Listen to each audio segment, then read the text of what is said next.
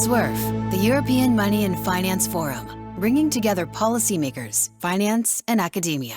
Ladies and gentlemen, welcome to this SUERF BIS workshop on gauging disinflation pressures, comparing tools and current findings. Gauging current and forthcoming inflation or disinflation tendencies has become highly complex since COVID and the geopolitical and energy crisis. All forecasters consistently underestimated the extent and the length of the inflation bout. The complex interaction of demand and supply side factors, the series of big shocks, and the uncertainty about their persistence pose major challenges for inflation analysts and forecasters. Given that the trigger point from which inflation becomes noticed by economic agents has been reached or even surpassed, behavioral changes pose additional challenges, for instance, as concerns inflation expectations, wages, and profit margins. Against this background, central banks worldwide have been developing and refining their toolboxes to gauge inflation pressures in real time, for instance, various measures of cost and pipeline pressures, wage indicators, multiple measures of underlying inflation, various measures of inflation perceptions and expectations, etc. Recently, headline inflation has come down noticeably in many countries, while still being far above target. At the same time, measures of underlying inflation have not stopped their rising trend, or they send mixed signals. This reflects a spreading out of inflation beyond the largely external original source to domestic factors. Financial markets have recently been taking quite a sanguine view of inflation coming down fast, while forecasters, including those from central banks, are more cautious. This heterogeneity of views has important implications for interest rate expectations, for financing conditions, the effectiveness of interest rate hikes, and in turn, potentially the further actual development of inflation and monetary policy. How to interpret these various, sometimes conflicting signals? Which indicators and tools have major central banks and global economic think tanks, such as the IMF and the BIS, developed to master these challenges? What conclusions for the further outlook on headline and underlying inflation do they suggest? We have a formidable group of top experts and policy advisors with us today to shed light on these questions and to contribute to the public understanding and to enhance the transparency of central banks' thinking and reasoning. We have Joao Sousa, Deputy Director General of the ECB. Welcome, Joao. We are privileged to have Hugh Pill, Chief Economist and Executive Director, Monetary Analysis and Research from the Bank of England. Welcome, Hugh. I warmly welcome Vesna Corbo, Head of Modeling Division at Riksbank from Sweden. We have Ekaterina Peneva, Chief of Prices and Wages Section from the Federal Reserve Board. Welcome. I'm glad to welcome Prachi Mishra, Chief of the Systemic Issues Division from the Research Department of the IMF. And last but not least, a warm welcome to Deniz, Igan, Head of the Macroeconomic Analysis, Monetary and Economics Department, BIS, and also a member of SUERF's Council of Management. Without further ado, may I invite Joao to start off. Thank you, Ernest, and thank you for inviting me for this event. So I will present some of the tools and current findings at ECB. So let me start by giving you an overview of our main instruments. Sorry, I don't see. Oh, so now it's working. Sorry, I have some problem. So let me first start with a very brief overview of the tools that we have to monitor inflation, which of course is not exhaustive, but we have, of course, many tools starting from the data and statistical transformations of data to various types of models, time series, semi-structural, structural models. And of course, on top of that, we also have our quarterly projection exercises where we bring together all this information to form a view on the macroeconomy and inflation trends. In my presentation, I'll cover mostly indicators of prices and costs, but I'll touch on some issues also related to the projections. So let me just start off with just the simplest indicators, which are based on headline inflation in the euro area, and some of its subcomponents, namely HICP excluding food and energy, which you call as a measure of core inflation, and also the components of core, which is non-energy industrial goods, what we call NIG, and services. As you see on the line, there was a surge of inflation that has continued throughout 2022. But more recently, in recent months, we are starting to see some decline, and the latest number for January, inflation moved down to 8.5%. Most of this decline is being driven by slowing down of energy inflation, and also to a large extent. While, as you see on the right, core inflation has continued to increase, reflecting both stronger non-energy industrial goods inflation, but also somewhat stronger services inflation, which remain quite high in historical terms. In the bars, I showed the momentum, which are 3-month on 3-month annualized percentage changes that give us some idea about short-term dynamics.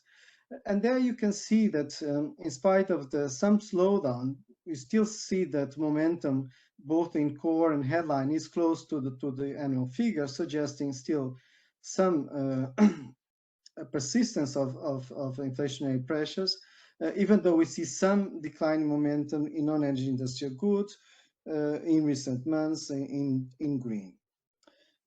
Now, let me then dig a bit deeper on what is happening in terms of inflation in the euro area. And here, another useful decomposition is the one on the left, where I identify the contributions of energy, food, services, and NIG.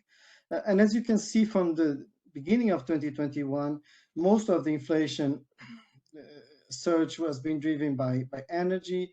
Since the start of the Russian war against Ukraine, food also became quite important in terms of the contribution for inflation.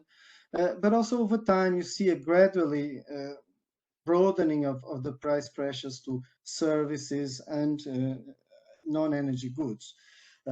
And therefore, what started as more an energy shock in 2021, as you see very clearly in the chart, started now to broaden and reach other components.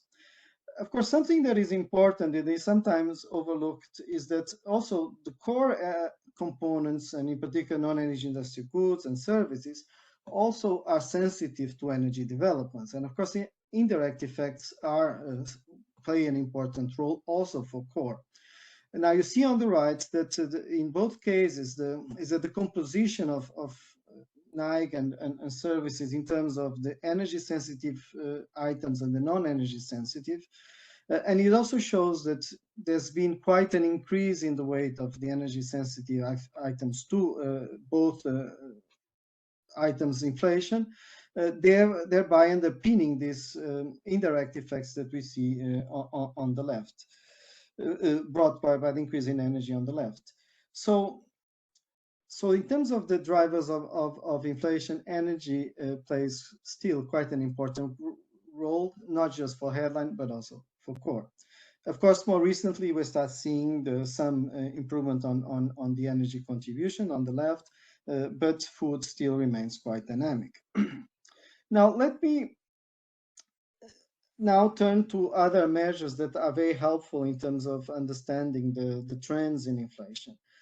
Of course, the headline numbers sometimes are quite volatile. This is why central banks resort to indicators of underlying inflation. And the logic in these indicators is just to remove the noise and try to extract the signal in inflation and obtain a measure of more the underlying trends and underlying dynamics that are more persistent and more longer term, and of course more relevant for monetary policy. At ECB, we have 3 types of measures: permanent exclusion measures, which just exclude some items from HICP. So, for instance, core, which is our HICP-X, where exclude energy and food, or HICP-XX, where exclude also travel-related items and clothing, which sometimes are quite volatile.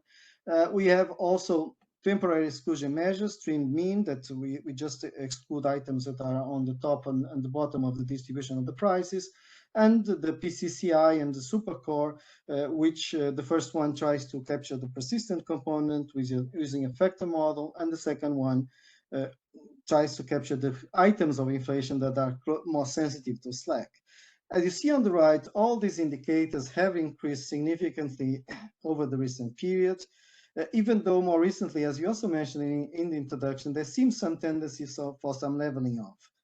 Of course, one has to be somewhat careful even with these indicators, because energy still can play an important role on underlying measures of inflation.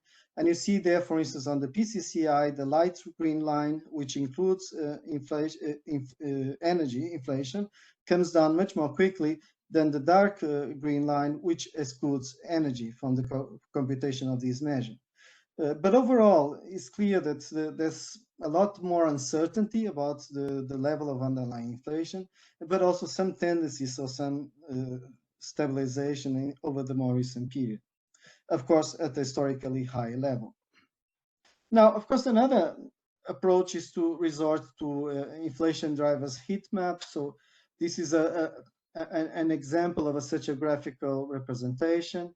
There we just pick a series of variables that are relevant for inflation and try to classify them in terms of their empirical or statistical distribution, and from there infer some risks for inflation. So you see that we have indicators from global demand, energy, food, and commodities, supply bottlenecks, exchange rates, slack, and labor markets. And this gives us a broad view of what is happening. The blue color signals less risk for inflation or risk for deflation, while the red and the dark red risk for inflation. You see that we come from an area, a time period where most of indicators were on the blue side, and then of course more recent years, we started seeing a lot more red across the board, of course, starting with the energy side.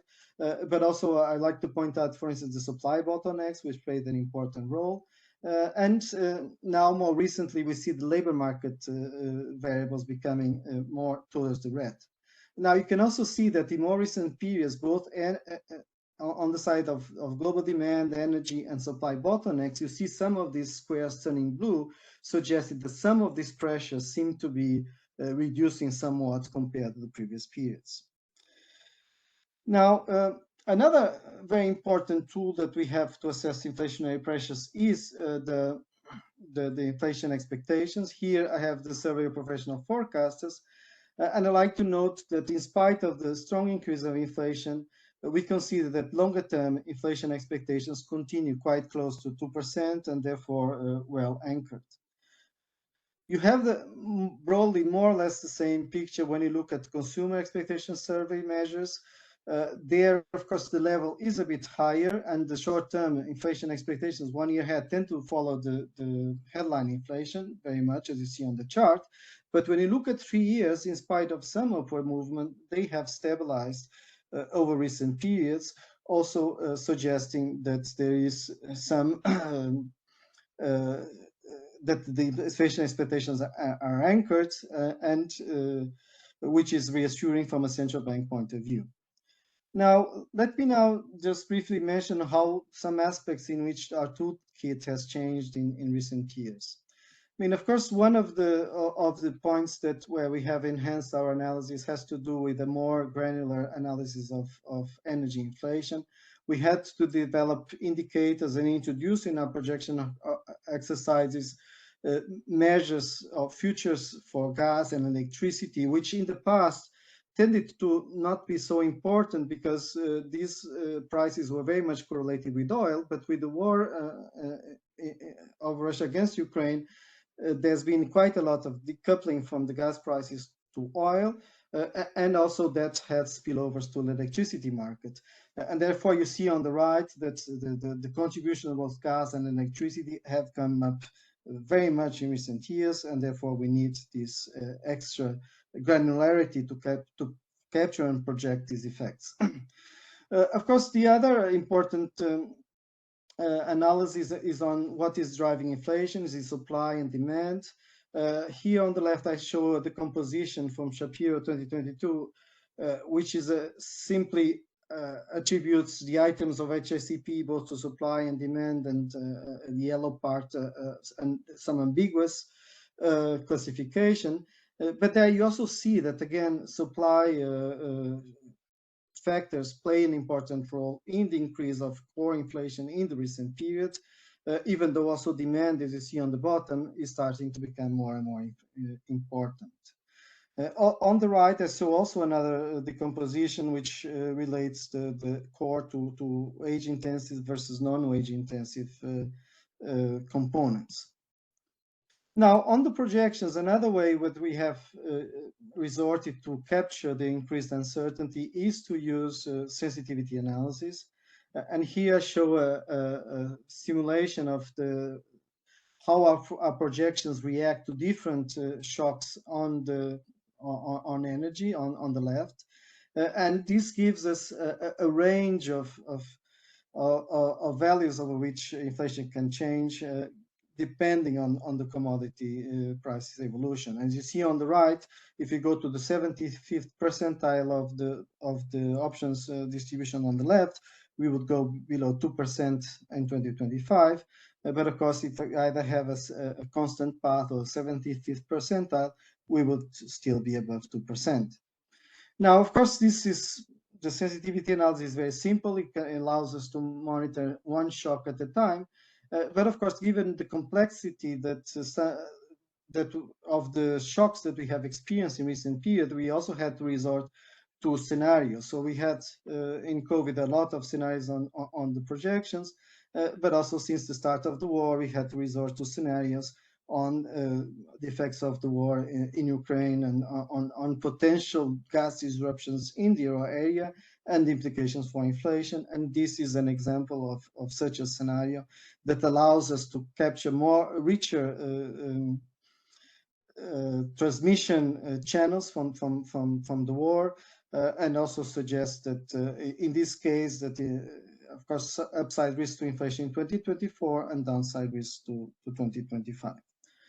Now, let me now just finish by just mentioning briefly some of the implications of the tools for inflation going forward. Of course, some of the tools that we resort to that could be interesting to mention is the pipeline pressure. So on the left, we have producer prices indexes that have really gone up tremendously in recent periods. Of course, energy very, very much now coming down, but the increase has been really, really strong. And also you see producer prices of intermediate goods and other goods also increasing very, very much in recent years. Now, of course, we have a model where we can translate these pressures into both food and non-energy industrial goods inflation pressure. And you see on the right that even though we start seeing now this correction in the producer prices, according to the model, there's still some pipeline pressure in the data that would suggest that some upward pressure still on food and on non-energy industrial goods going forward. So this also suggests that even though we are starting to see some improvements on the international markets and the pipeline pressures, there may still be a lot of dynamics embedded in the prices of food and goods going forward. Now, of course, another important indicator is wages, and negotiated wages have been going up. And we have what we call the wage tracker that gives us quarter by quarter what are the agreements on wages for the next year. And you see on the right that this has been going up in recent quarters, but still I like to say that this is still in line with what we have in the latest December BNP report. Let me just finish very briefly with the fiscal support measures. And here, just to mention that in the December round, we had a very significant upward revision of fiscal measures for 2023. But I think it's important to call the attention that these fiscal measures have, on one hand, of course, helped bring down inflation, in particular in the year they are implemented. But once they are removed, of course, there's create a base effect that would increase somewhat the persistence of inflation. In December round on the right, you see that the impact of the measures on inflation is downwards in 2022 and somewhat less in 2023. But once these measures are largely removed in 2024, you have an upward impact of around 0.7 percentage points on inflation. So when taking these measures, one has to take into account that there's a trade-off between reducing the peak of inflation and increasing its persistence once you remove it. And therefore, maybe some caution maybe also be needed in terms of how these measures are introduced and also unwind. And with this, I would conclude my presentation. Thank you very much. Thank you very much, Joao, for this brilliant overview. I know that there is even many times more material, but thanks for summarizing this in such a brilliantly consistent way. We now turn to Hugh for the Bank of England's take on the inflation toolkit and the inflation outlook.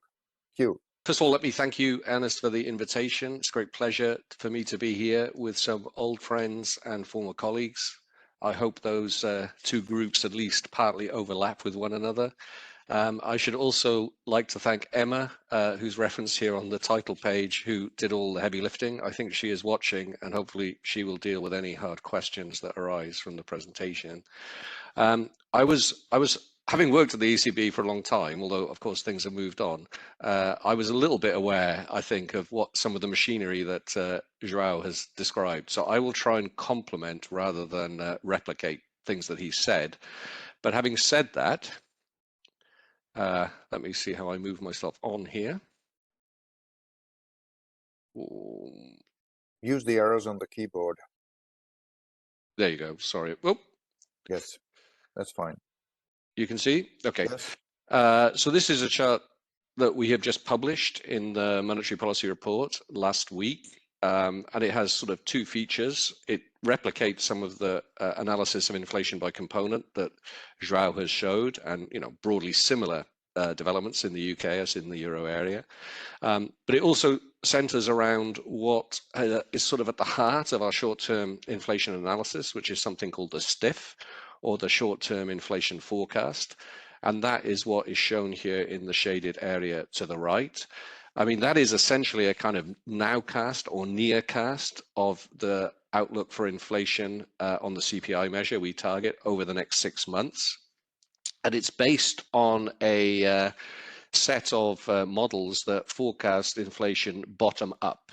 So the UK CPI inflation consists of a basket consists of about 700 items. We group them into 31 categories, and the bulk of those categories we model at this short-term basis using simple univariate models. One innovation we have made of late, given the very high degree of uncertainty we faced and somewhat idiosyncratic uncertainty with COVID, with the energy price shock and so forth, is to introduce into those unobserved component univariate models some stochastic volatility, which seems to be something that resonates with experience, those two words, and also a mechanism for identifying outliers in the data. And that has, on average, as you can see in the chart on this slide, tended to improve the forecasts of some of these components. Blue dots mean improvement relative to the previous model. Red dots means deterioration, especially at the sort of somewhat longer horizon, the 6-month horizon, at the outside of what the short-term inflation forecast is doing.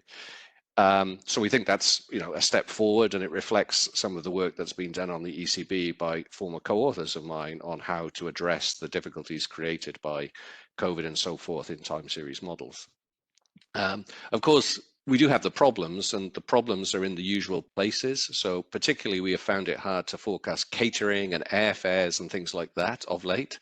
And in those components, we do use kind of web scraping techniques to try and give an up-to-date view of what the outlook is there.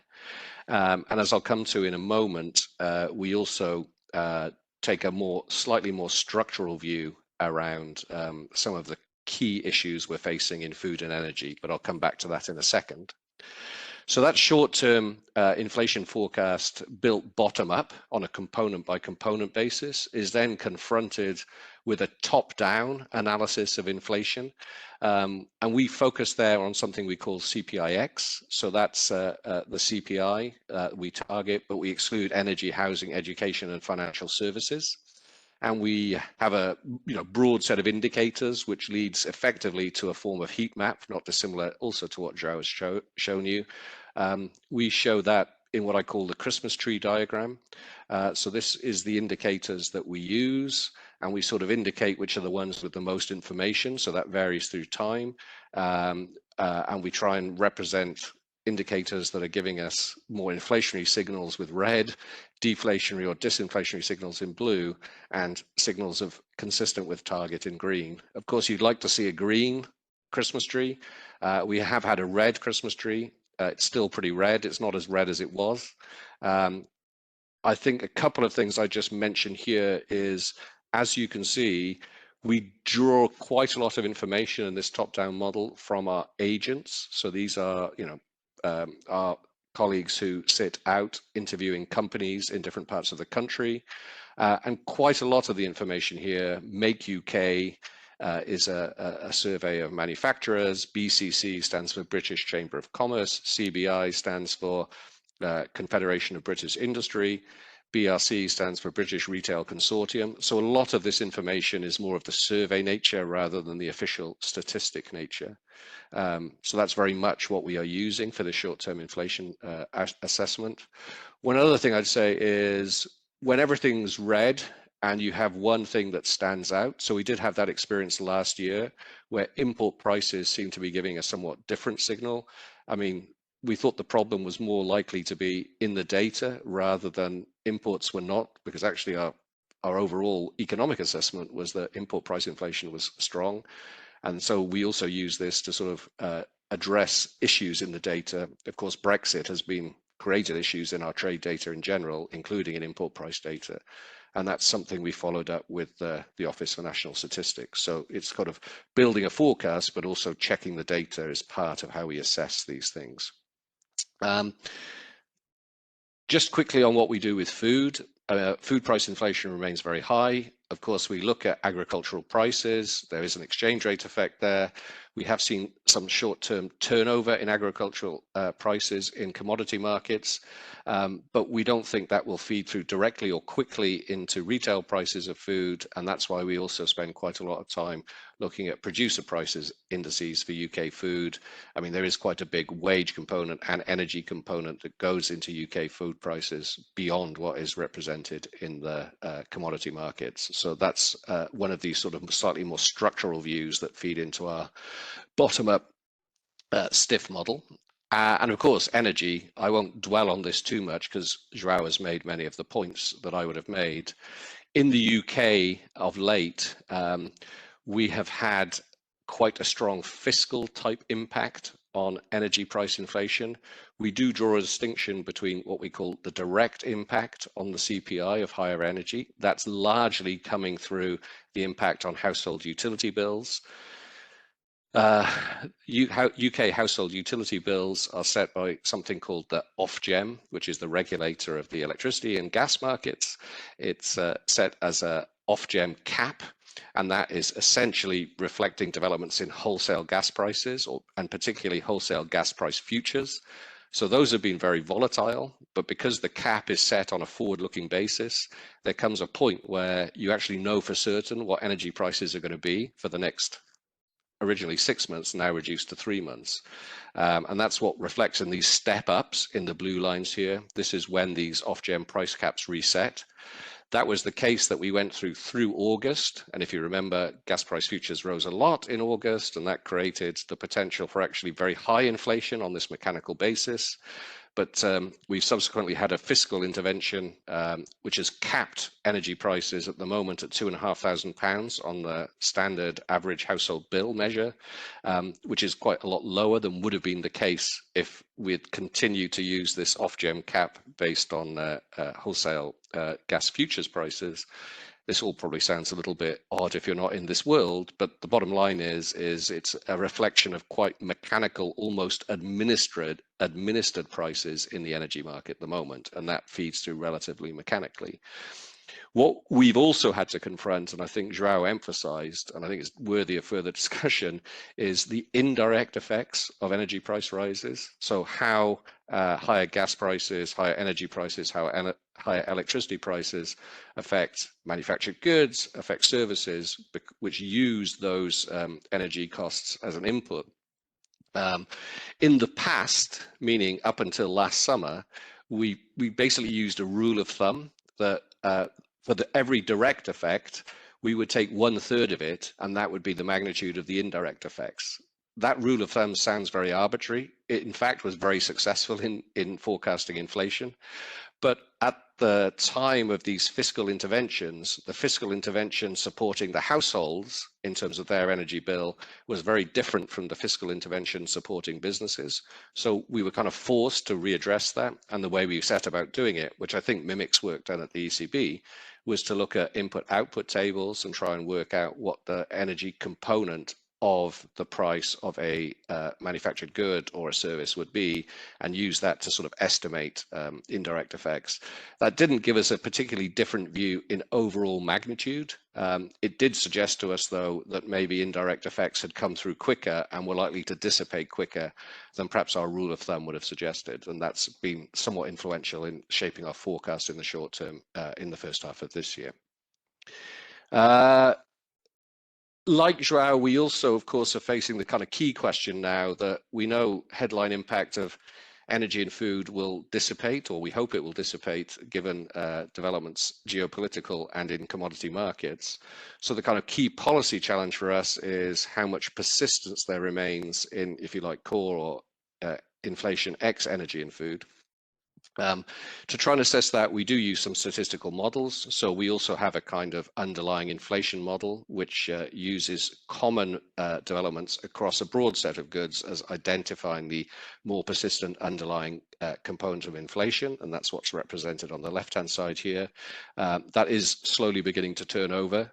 I mean, I think there's a challenge to those types of models, because in the face of an energy price shock, energy prices go up, but through these indirect effects, it's also true there's a general impulse to inflation, which may actually be correlated with energy and could also turn over. So I think, you know, we are a little bit, well, I at least personally would question whether this underlying inflation model is a full representation of persistence in inflation. And of course, we also look at shorter term dynamics, and I won't repeat what Joao said there. Our kind of way of looking at that is very similar to what he described. Now, but of course, when we're trying to assess persistence, we kind of want to do that more from a behavioral point of view. So that leads us to think about what could be the drivers of persistence. So one issue there is clearly expectations. Joao has again discussed that.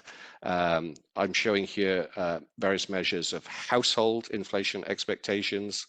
I won't repeat things that Joao has said, but just to kind of add to that, we do spend quite a lot of time looking at the distribution of inflation expectations, not just the mean. So that's what's really represented here on the right-hand side. I'd also recognize that we face some methodological problems here. So the bank's own measure created with the help of Ipsos, which is a polling company in the UK, is shown in the blue line. The Citigroup measure, created with another polling group, that looks much more alarming last summer and has come off more quickly. I mean, that's partly associated, in our view at least, with the fact that as inflation rose, the top bucket that Citigroup was asking was, is inflation above 6%? And when they allowed higher buckets, people jumped to much higher levels of inflation, and that created this kind of spiking up. So it does sort of demonstrate that you have to probably look at some of these survey measures in a relatively challenging or critical way if you really want to avoid making drawing kind of simple conclusions that may be too simplistic.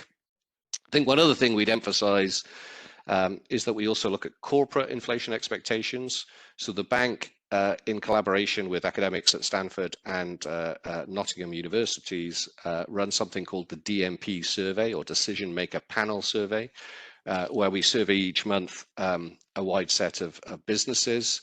We ask them lots of questions about lots of things, and in fact, we can change the questions we ask them at relatively high frequency. So sometimes the MPC asks for new questions, but at the moment, at least, we're focused on how they see what their own price will be, how the evolution of their costs will be, and how they think the evolution of general prices will be, and that's all helping us give an idea about what their price-setting behavior is and how they view that what they need to do in terms of shaping margins. They also give some free-form written responses as to what's driving their own price-setting behavior, and we do some natural language processing of that, and the results of that are shown in the right-hand side. So as you can see, that puts a lot of emphasis on tightness in the labor market and, of course, energy costs as drivers of inflation. So there is quite a focus on this kind of business price-setting behavior through this channel. And then given that focus on the labor market and consistent with things Joao has said, of course, we do spend a lot of time looking at wage developments too. I mean, there is an interaction between wage developments and inflation expectations, at least as shown in this chart. We tend to emphasize that those short-term inflation expectations are very highly correlated with spot inflation. That's a point Joao made. And I definitely think that's something which suggests and is part of our baseline forecast in the macroeconomic sense that as inflation turns over, that should provide some relief here. But of course, as you saw in our communication last week, that is the big risk we see, as whether there is more self-sustaining momentum in the wage cost price dynamics. And just to repeat something, but sort of deepen here, we also continue to ask by our agents and via the DMP survey how they see the outlook in terms of the labor market.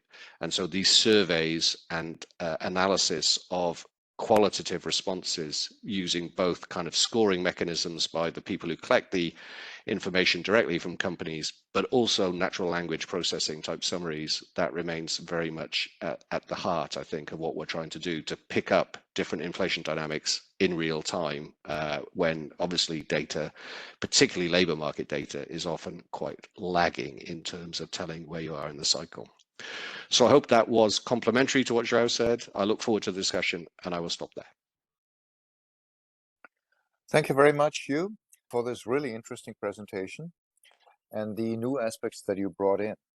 We now turn to Vesna Corbo from the Riksbank. Vesna, the floor is yours. So first of all, thanks a lot for this invitation. I'm quite excited to be here. So I'll talk a bit about how we do our inflation analysis at the Swedish Riksbank. And so I want to start off with talking briefly about our standard toolkit. I will show a few examples of graphical representations that we have. Not as many perhaps as previous speakers, but I'll do some talking about it. Then I'll turn to how our analysis has changed lately due to the developments that we've seen over the last year or two. And finish up with looking ahead a bit at what we expect and what we're trying to further develop when it comes to our toolkit. There we go. Okay, so quite similar to what Hugh just presented for the Bank of England, we have two different sets of tools. One that is for short-term forecasting, another set of tools for medium-term projections. So the short-term forecasting tools consist of a large number of indicator models. These are rather simple models that are looking at different indicators. We're using different weighting schemes. We take in all sorts of information, obviously, that we have on prices and costs, and try to assess whether there's been any changes in the patterns that we see compared to the usual ones. This is very much a bottom-up analysis. So in all parts of our analysis, we'd be working with disaggregated and aggregated measures, but when it comes to short-term forecasting, we're much more focused on, we're building bottom-up, while then when we turn to the medium-term projections, these are perhaps fewer models, but there's been more complex models there. They are macro models, some of them structural. For example, we have a DSGE model at the center of our analysis, but we're also using different VAR models, a variety of Phillips curves, future prices for our energy projections, etc. And here we're working much more with aggregated measures. We still do look at disaggregated ones, but the disaggregated ones are a bit more of a cross-check. here, while in the short-term forecasting, the aggregated models are a bit more of a sort of cross-check to the way we build things bottom up. And of course, we monitor any sign of potential changes in price and wage setting behavior. Inflation expectations are important here as well, as I presume it's all for the central banks, and this was also mentioned by Joao and Hugh. We look at a variety of different measures. So these would be household expectations, they'd be company, business players' expectations, money market players. We look at market-based measures, survey-based measures. We also look at distributions of our survey answers, etc. So quite similar, I think, to what you just presented. Excuse me. We also closely monitor the Swedish wage negotiations that are just ongoing.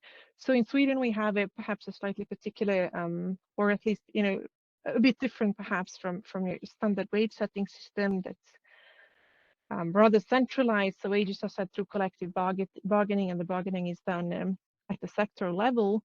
And the system is such that the industrial production sector sort of goes first, and they negotiate their wages. The standard contracts are sort of 3-year contracts. And then whatever they agree on would be used sort of as a trendsetter for all the other sectors. So right now we find ourselves in sort of the start of such a negotiation cycle, where the industrial production sector are currently negotiating their wages and are expected to be done in March, meaning that once they're done, we'd have a pretty clear view of where wages will be headed for the coming 3 years. And the rest of the economy does tend to relatively closely follow those. We have, of course, some signals already about where this is headed, and from all we can see now, we think that the pace of wage increases will be relatively moderate, and it still remains to be seen then whether this will last for 3 years or if there'll be a shorter contract. But unlike many other countries, we don't actually have a large wage increases as one of, or we don't expect it to be a major driver of inflation. It certainly has not been so far. And then, of course, we invest a lot in understanding price setting behavior as well. So the Riksbank conducts interviews with companies 3 times a year. We look at microdata, whatever we can access. And this is obviously a crucial question now. I'll get back to that a bit later, whether things have actually fundamentally changed. When it comes to price setting behavior, we don't think they have. When it comes to wage setting, from what we've been able to see, at least not in Sweden. So I'll just show a couple of examples of what our graphical representations that it might look like, and also list a few other tools that we're using. So just as previous speakers were mentioning, we also look at a variety of different measures of underlying inflation. So those would be the exclusion-based measures, principal components, trim means, trim medians, etc. We also are thinking right now about whether we can eventually develop a sort of more microdata-based measure of underlying inflation. That's very much work in progress at early stages. And we'd show those in similar ways as when it comes to the graphical representations. As what Hugh just showed earlier, we'd show an interval of what those measures look like. We'd highlight the median. We'll single out some measures that are found to have particularly good forecasting abilities. All of these are continuously evaluated. And those are obviously sort of also important tools here. I'm not showing an example, but what you do see on the right-hand side an example of is how we look at different types of dispersion measures. So what you see here is a partition of products. It's about 350 product groups in Swedish headline inflation. They're partitioned into different bins, sort of according to how quickly the prices are increasing or decreasing for that matter. You can see that some prices are decreasing. Well, what's obvious from this graph, for example, is that during 2022, let me just mention also that in Sweden, we didn't really see a surge in inflation at all up until beginning of last year. So in 2021, we were still kind of rather low levels of inflation, very much thinking about whether these the inflation developments that we saw abroad would actually sort of spill over or not, and how much indirect effects we'd get from energy price increases. But then over 2022, you can see that the share of product prices that are increasing at by 5% or more, and that's in terms of annual percentage changes, then is now above 60%, or roughly 60%, and that's quite remarkable in a historical context. So this is a way of sort of just showing that the inflation increase that we've seen is really a broad one. We also look at other measures. Of course, we look at the entire distribution, so we look at the variance and skewness of the inflation distribution, and we know that when it's an earlier finding than from the literature that when inflation is high, it also the distribution tends to be positively skewed as well, and that's what we're finding now. Also, variance tends to increase, etc. So those are also measures that we look at and discuss. Oh, I went the wrong way. Sorry about that. There we go. We also look quite a lot at the compositions of different sorts. So those would be, for example, the compositions of the sort that also was shown by previous presenters, where we look at contributions from different product categories to overall inflation. But we also do some more sort of structural decompositions. We have, as I mentioned before, the ESG model at the center of our analysis. So we use that quite a bit to sort of cross-check our storytelling. So we do historical decompositions, obviously, but we use it also, as you can see in this graph, to decompose what's in our projections, with the idea of sort of assessing the plausibility of that, just to see whether, the stories that we're trying to tell make sense. So through the lens of our DSGE model, the story is pretty much that the inflation surge that we've seen has been supply driven. So those are the yellow bars that you see in the graph. And then there's also elements of inflation expectations, so more sort of trend movements, if you will, in inflation. Not so much through this model demand, even though there are some demand contributions as well. And then we've also had a depreciating Swedish krona, so the exchange rate has contributed somewhat on the upside. You can see from our decomposition as well that wages are not a big issue. Also, according to the model, in Sweden, as I mentioned before, we haven't really seen sort of wage increases picking up in the same way as we've seen in some other countries. So this was one example, but we also have done decompositions of Swedish inflation into supply and demand drivers. So I think Joao showed that for the euro area as well. We've done a very similar exercises based on Shapiro 2022. We decompose inflation into products that are directly and indirectly affected by recent cost increases, again with the idea of assessing sort of how broad the increase is, and then we're perhaps primarily interested in the product categories that are indirectly affected by recent cost increases, to kind of try to get an idea about how big domestic pressures, inflation pressures are. So that was a very brief summary of our sort of standard toolkit. So I'm going to move on to just a couple of slides on how the analysis has changed recently. Now, I think it's fair to say that it pretty much boils down to kind of a reweighting of information sources, in a way where we think that some information that we've always looked at, and it's data that's always been out there that we previously thought was perhaps not very informative, now matters much more. So one example is global food prices, for example, where traditionally we haven't seen particularly high correlations with Swedish food prices. It simply sort of hasn't explained all that much. If you look at inflation variations, which, as we all know, were much more limited. Lately, though, global food prices, for example, but as well then its shipping costs and some other indicators are all much more tightly correlated with Swedish inflation as well. So these are variables that we now talk about much more and sort of show and monitor much more closely. Another example of information that's sort of always been around, but that we didn't give much weight to earlier, is information of local energy, energy prices in general, different types of energy, etc. As was also mentioned by previous speakers, but also local energy prices. And so in Sweden we have four pricing areas, so to say. So from south to north, from north to south, perhaps in numbering. Energy prices would be different. Those are sort of slightly separated markets.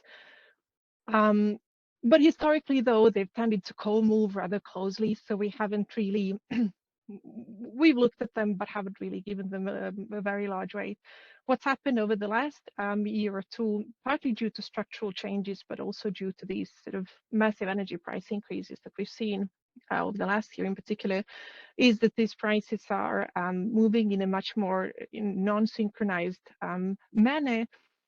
So it matters, of course, for the aggregate, but it also matters for what we expect the sort of energy compensation to be in Sweden, because it's the differences in the in prices in these price areas that will be driving sort of the amount of energy price compensation that's being paid out to households and firms.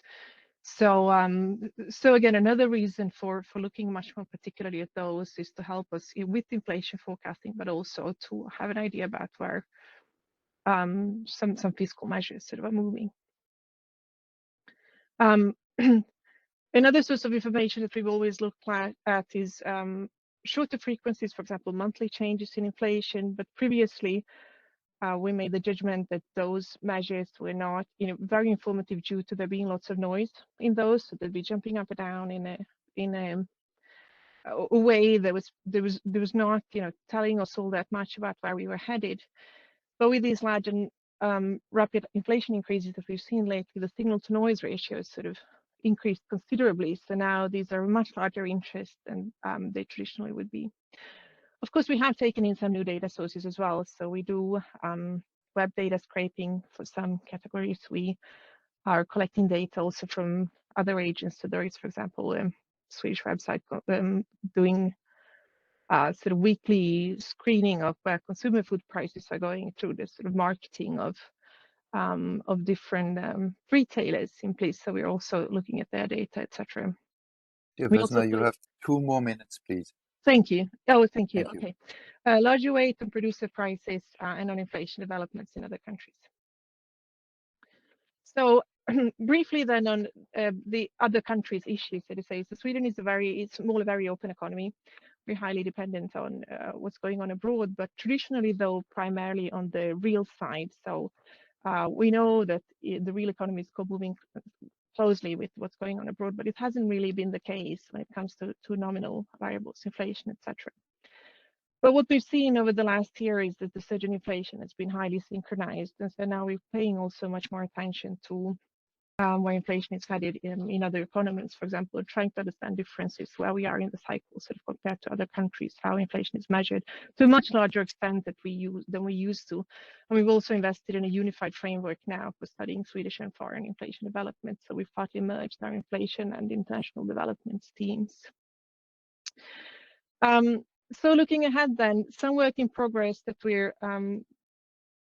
we are doing right now, some work that we're doing right now, is trying to think more about indirect effects that has the pass-through from different costs and the exchange rate change. These are very tricky questions, partly because, including or not including 2022 makes a huge difference to our parameter estimate, and it's not clear to us yet whether, how reliable these results are, whether the world has actually changed in a more fundamental way, or whether this will kind of drop back to business as usual. We're continuing our work on understanding cross-country co-movements and differences and similarities across countries, and also using microdata to deepen our understanding of price-setting behavior. And so just to wrap up, something on where we think we're headed sort of in the coming months. So we're expecting a rapid drop in inflation. We have an increasing number of indicators pointing to such a drop, but in Sweden, though, it hasn't really been seen. I mean, indicators are pointing to a drop, but it hasn't really been seen in actual data. But we also think even real economic development is not obvious to us how persistently high price increases could be sustained. But then again, we've been wrong before over much of last year, unfortunately. Uncertainty is large, as for all the rest of you, and much of it comes from energy supply issues and geopolitical developments. But further down the road, as these sort of more supply-driven factors wear off, we again expect wage developments, fiscal policy, household debt and savings, etc., sort of more fundamental features to become more relevant in driving inflation. And as I mentioned before, it's crucial for us to understand a bit more about this, how fundamental changes in price setting behavior are. Thank you. Vesna, brilliant. Thank you so much for giving us these deep insights into your toolbox. We now turn to Ekaterina from the Fed. Ekaterina, floor is yours. Thank you very much for inviting me. And so far, I'm really enjoying the discussion, and I look forward to the presentations and the following discussion. The pandemic has had a very unusual effect on prices in the United States. And what I am hearing from others and seeing is that they've had similar struggles with the macro models failing us during the pandemic. They could neither explain what was happening to prices, nor they could forecast very well what happened over the past few years. So during this period, we had to adjust very quickly. In terms of we realized we need to update our forecast much more frequently than we used to.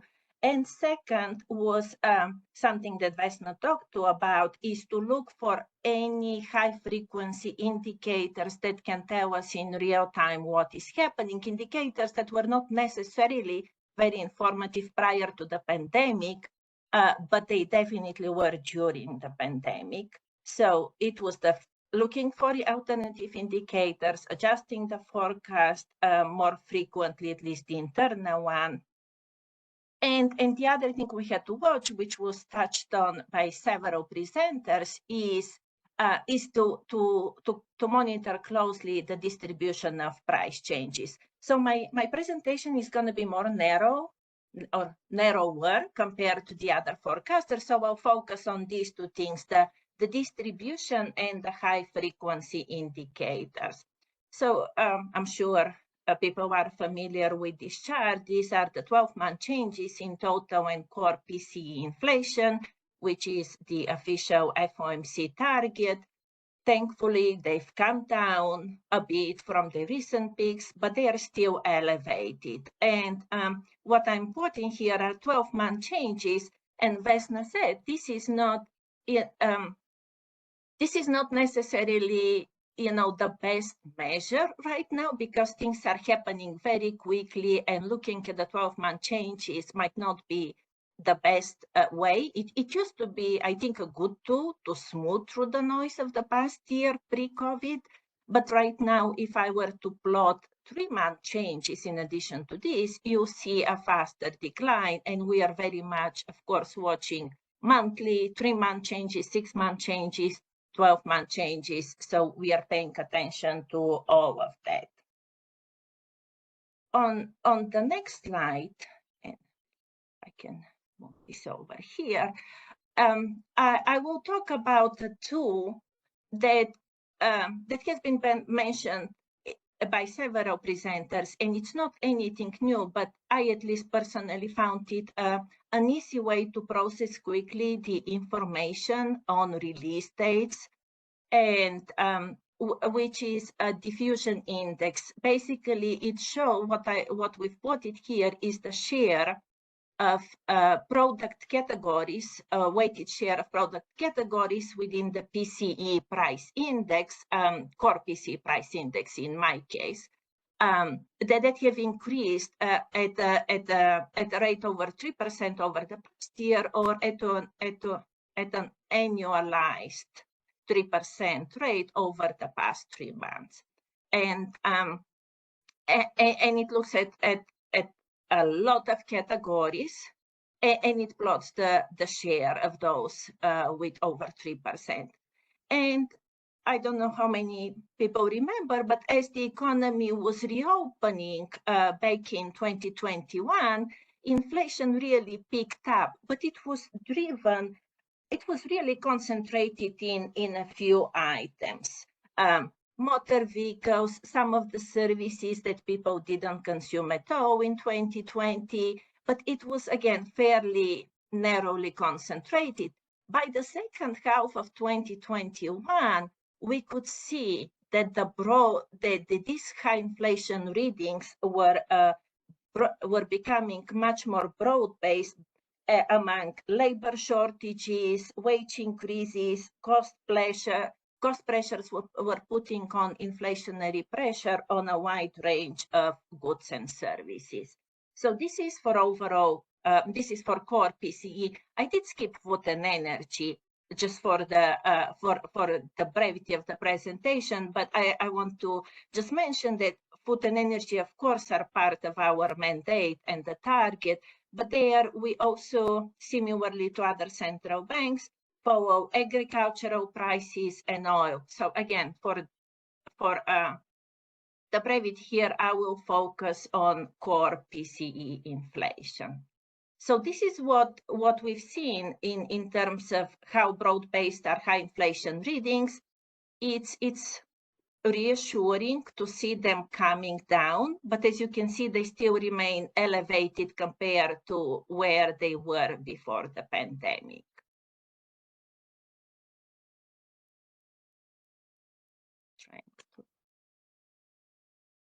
So moving on to the next slide is here we are looking at the components. So that's another thing we've seen during the pandemic.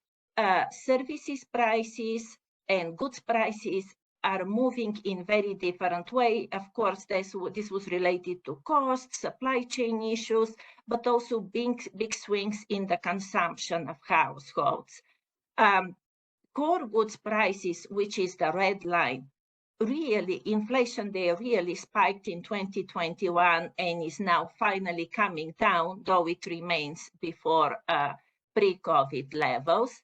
In contrast, housing services, which I should say for the US is a big deal because housing services includes both rent and owner equivalent rent, and is 30% of the consumer price index and 15% of PCE, the PCE price index. So it's a big category, and you can see even through December, it has been rising. And then services excluding housing, which is the green line, went up in 2021 and have not shown much sign of a deceleration, at least looking at the 12-month changes. And so in the remaining 7 minutes, I will go quickly over these categories. First, for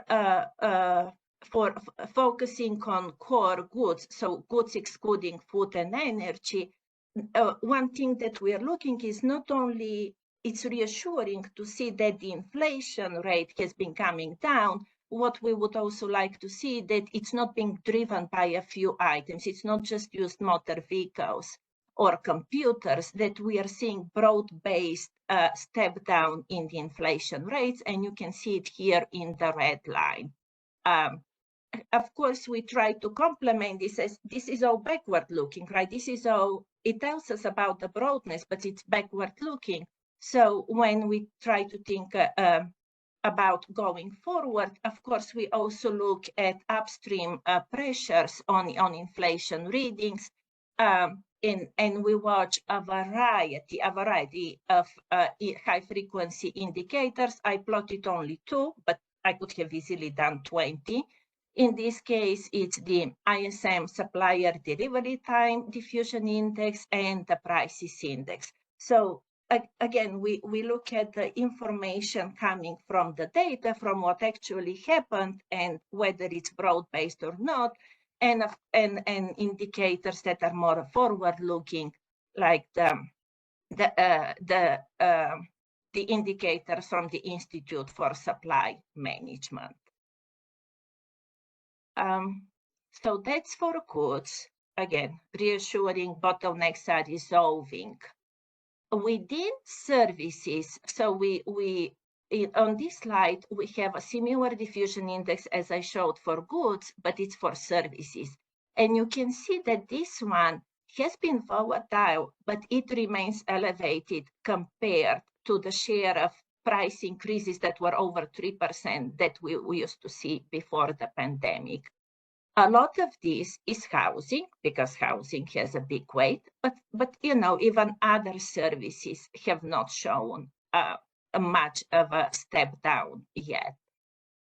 And in terms of forward-looking indicators, when it comes to housing, again, this is something related to what Vesna said, is it's not that we didn't know measures of market trends existed before COVID, but using just a general macro model for shelter, for rent and owner equivalence rent that takes into account labor markets, lag, vacancy rates, household formation, that model was doing good enough job to predict what will happen in the officially measured inflation. But that's not the case during the pandemic. So what we have started monitoring very closely are indicators of market trends. Again, this is a big deal for the US because of the weight of this component. And these market rents are rents for new leases by new tenants. Of course, not every one of us renews our rent every month. So it takes time for this to show in the official measure. But there's already a published paper showing the correlation between core logic and what will happen to the officially measured price inflation down the road with maybe 3 to 4 quarters delay. So what we are seeing there as a forward-looking indicator is, yes, disinflation has not shown signs of easing through December, the latest month for which we have data. But looking at these indicators, it's telling us it will come down this year. So that's what we know about housing. And finally, on services excluding housing, that's a category that's very broad. It includes all kinds of services. So if you look at the 12-month change, it has been moving sideways between 4 and 5%. It includes things like medical services, haircuts, daycare, tuition. I mean, like every service you can imagine you are consuming outside of housing. And that's not a category for which we really have a lot of high frequency indicators. We have some for airfares or lodging or hotels, but when it comes to medical prices or haircuts or daycares, it's very hard to find something that's a good indicator of what will happen going forward. But what we are watching there are labor costs. I mean, labor costs surely are an important factor for this category. And unlike Sweden, we've seen a sharp acceleration in wage growth as measured here. I've chosen one particular category within the employment cost index, which is the employment cost index for private service providing. It has accelerated and it started coming down last year, but it's still well above what it used to be. So going forward, until we see moderation in the labor market and some wage deceleration, it will be hard to argue that this category will come down very quickly, though, maybe we'll be proven wrong. Thank you very much, Katja. This is indeed a very, I would say, encouraging presentation. You clearly showed that the Fed is making good progress in fighting inflation, while not everything is done yet. The full job is not done yet. Absolutely. We now turn to Prachi Mishra from the IMF. Thank you very much, Ernest, and thank you to organizers for having me here. This is really a pleasure to see several former colleagues, especially on the panel. I'll start with the usual disclaimer. I will divide the presentation in two parts. One is more global, which will draw on the World Economic Outlook of 2021, which was titled Inflation Scares, when inflation just started rising at that point. The second one will actually zoom into the US, so it's an actual follow-up. So this is, starting with a global view.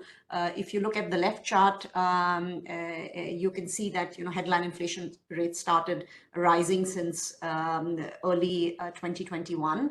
The dark line, and this is globally true, the dark lines show the headline rates, whereas the dotted lines, the dashed lines show the core rates. That said, I think it has been quite broad-based, and it has been broad-based, as you can see from this picture, across regions. And core has risen too, as several of you spoke about. On the right chart, basically, you see what you heard already from the previous participants, that several countries it seems to have peaked. And so what the right shows is basically headline and core for 18 advanced and 17 emerging markets. And let me say that this is a standard measure of core, which is headline excluding food and fuel, and I'll talk about it more, how the measurement matters. So what really, drove this rise globally is basically three broad explanations. One is unprecedented fiscal support, which several of you spoke about as well, or release of the pent-up demand. So on the left chart, you can see that this is a measure of excessive savings, or how much savings would have been relative to a pre-crisis trend, and you see the pent-up demand quite sharply across economies. The second is rapidly rising commodity prices, which you also spoke about, and we've seen some softening more recently. And third, I think, is supply chain disruptions. And as you can see, I think the measure of supply chain disruptions we are using here is it's basically proxied by the difference between supply delivery time sub-index in the PMI and a counterfactual cyclical measure of supply delivery times based on manufacturing output sub-index on the PMI again. And these were especially on the on the rise and have come down sharply more recently. One thing I think which is very important, having worked on inflation for the last couple of years, is there's been a lot of uncertainty. And how do we capture uncertainty is an important question for us. And on the left chart, basically you see uncertainty about food prices. Food contributes about 40%, especially in LICs, and contributes significantly to the rise in inflation. And on the right hand side, you also see uncertainty about the labor market. So this is again based on sample of advanced economies.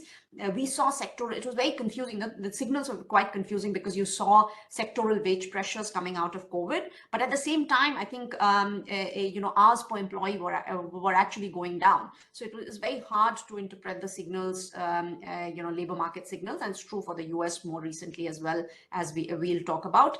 A lot of uncertainty about other country-specific volatile components, and also about how to measure slack and how much slack in the economy is. So I think we need to think hard about how to capture uncertainty in all our models. With this, let me just zoom into the United States. So this will be based on a paper which is forthcoming in Brookings.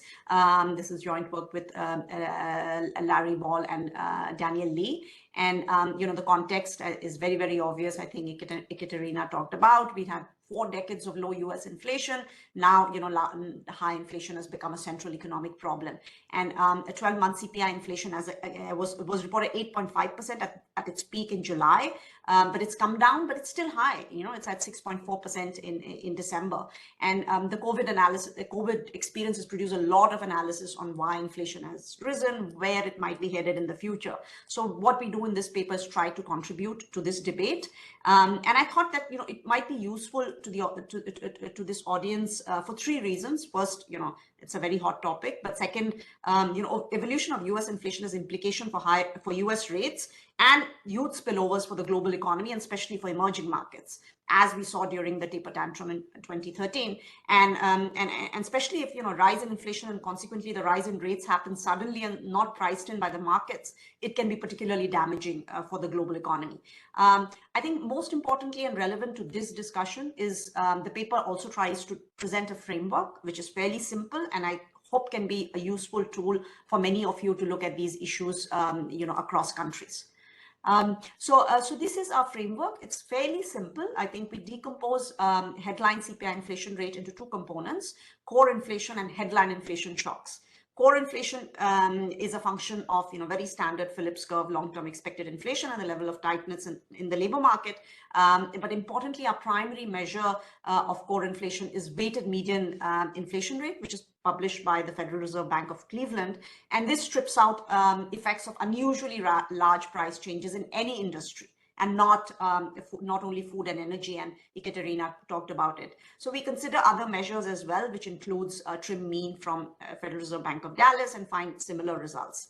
Headline inflation shocks is basically the non-core component. These are very high frequency movements arising from large price changes in particular sectors of the economy. You think about, fluctuations in energy prices, or in the context of COVID, price changes in industries affected by shutdowns and supply disruptions and travel, such as travels and autos. So what we do is we measure headline inflation shocks by simple deviations in headline from core.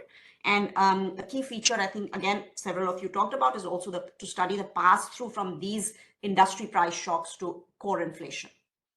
So this slide, if you can look, presents two charts. I think the left chart shows a monthly headline inflation, while the right chart shows the 12-month rate. And the headline inflation is shown in black, and it also shows the two components, which is core, as we measure by weighted median, and in blue, and the red is the difference, which is the headline inflation shock. And as you can see from the left chart, monthly headline inflation rates are very, very volatile. Core inflation, on the other hand, has been less volatile. It did drift down during the first part of the pandemic. And then, as late as September 2021, it was actually below its level in January 2020. And this basically experience, if you look, even in September 20, it's still below the level in January 2020. And this experience basically, and the common view that, look, non-core inflation movements are all transitory, explains why economists, including us, were somewhat less concerned about rising inflation at that point. And since the middle of 2021, however, I think there's been higher monthly rates have led the 12-month median, which is a measure of core inflation, to follow headline inflation rate upward. I should also note that most recently, I think the median, as you can see, has fallen, but it was still 4.6 in December, which is far above the Fed's target. And headline shocks basically have pulled down other inflation measures more. So basically, our basic framework explains core inflation as a function of three variables. I think the expected inflation, tightness of labor market, and third is past headline inflation shocks. So the first two are standard Phillips curve variables. The third one actually captures the pass-through from headline to core. And let me give a little bit more, a few more details, which may be important to this audience, is that, expected inflation is measured by median 10-year ahead headline CPI forecast from the Survey of Professional Forecasters. And then in robustness, we use other measures as well. On labor market tightness, I think Ekaterina did mention it, but didn't have time to dwell onto it. Up until the pandemic, the standard measure was the unemployment rate. However, over the last 2 years, a number of researchers have adopted ratio of vacancies to unemployed. And this measure, the V over U, has strong theoretical appeal because it's a measure of wage pressures that feed into price inflation. It determines, basically, you can think about it as a threat points of workers and firms that bargain over wages and search models like Mortensen and Sveriges. And in addition, we also find some empirical evidence from the pre-pandemic era that V over U actually outperforms the unemployment rate in explaining both wage and price inflation.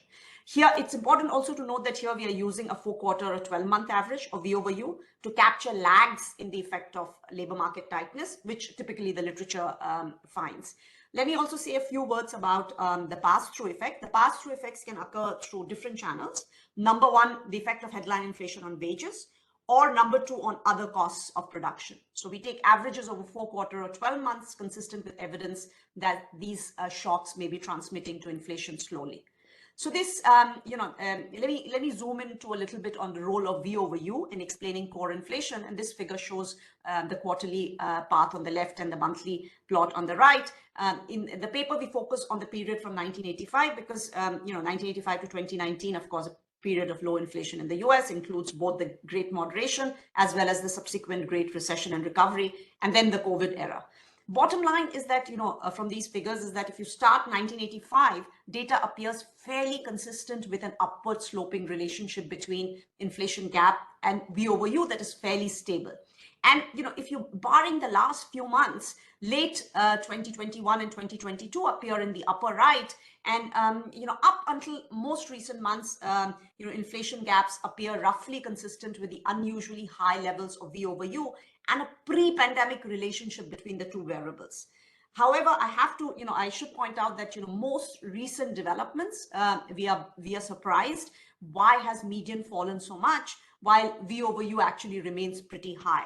And this is something, we are looking into it right now.